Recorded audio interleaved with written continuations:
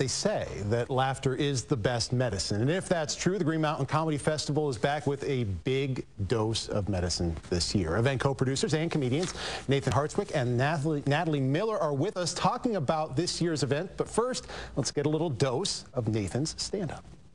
But the technology is crazy. Like, when's the last time you were alone in public and felt okay about yourself?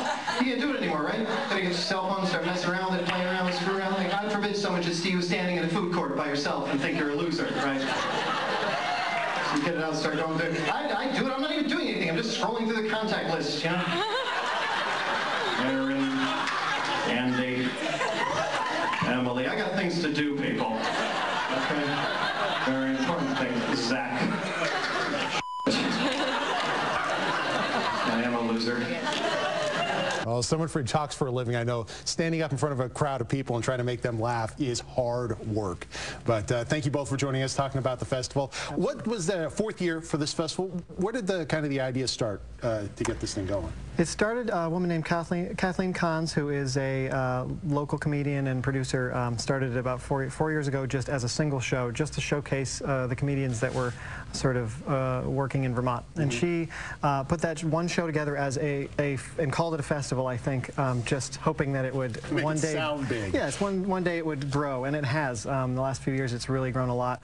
And it was 2 shows the second year, and then the third year I came aboard, it was 6 shows, and now it's 20 shows in 7 days, so it's really grown. It really seems the last couple of years that the comedy community in this state has just exploded.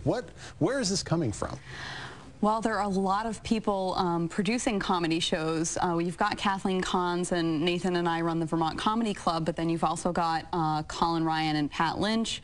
You've got Ryan Krieger and Carmen Lagala down at Levity downtown. Josie Levitt at the Flynn Space. She produces her with stand-up sit-down series. So you have a lot of people, and then you also have the people coming out of comedy classes. Josie and Nathan both teach stand-up classes, and so we're turning out probably about a dozen comedians every 6 weeks, 6 to 8 weeks.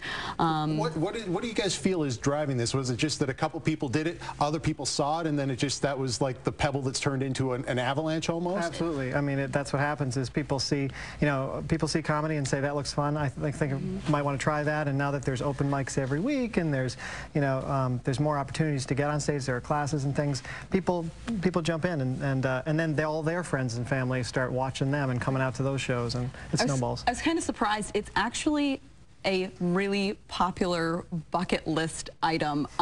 There are so many people who come up to us after shows and say, I have wanted to be a stand-up comedian since I was a little kid, and it's terrifying, but I think I'm going to give it a try now. So lots of that. Plus, you got to laugh when things look bleak, and there's a lot of bleakness out there. So people, I think that's a direct result. People like to laugh, and certainly, I said you have a large card that you've assembled over this thing. Talk a little bit about what kind of variety that people will be able to see over the course of this festival. Oh man, well, we've got stand-up. We also are adding improv comedy this year, which is really exciting. And then we have different types of stand-up shows. We have a blue-collar comedy show. We have a clean all-ages show on Saturday evening at Levity. We also have a late-night kind of anything-goes, really raunchy show on Thursday evening. So it really runs the gamut. There's something for everyone. Yeah, we also have this year for the first time. We have some workshops for kids that are free on the weekend. On Saturday, we're doing improv workshops for kids from 8 to 18, and that's going to be followed by a free show with local high school improv teams.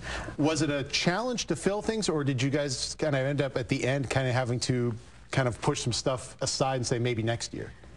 Oh, there's certainly things we want to do next year that we didn't get to this year, but this is about as much as is humanly possible for 3 people to produce, yeah. I think. So just a few minutes ago, and just we're talking about just the kind of the meteoric growth of comedy in the state. Where do you see the growth potential? This is the 4th year. Where do you see this festival 4 years from now? Oh man. Well, we definitely have our sights set on some bigger name comedians. We'd love to bring in some famous comedians in the future years. Headlining act kind of thing. Yeah, exactly. And that being said, the festival was founded and is intended to showcase Vermont comedians, and so at some point we may want to bring in some other bigger name acts to sort of draw bigger crowds. But for the most part, I want it to remain, you know, a celebration of Vermont comedy. So we're going for that. But I'd love to have more improv, more sketch, more shows, more venues. And we keep the focus on Vermont. We do have, you know, a couple of friends who are Vermont natives who are now there on the main stage at Second City for improv. Yep. So got to wrap it up. Natalie Miller and Nathan Hartswick, thank you both very much, and good luck with it. The Green Mountain Comedy Festival, Monday the 21st through Sunday the 27th. Venues around. For more information, go to our info center, WCAX.com. Kristen?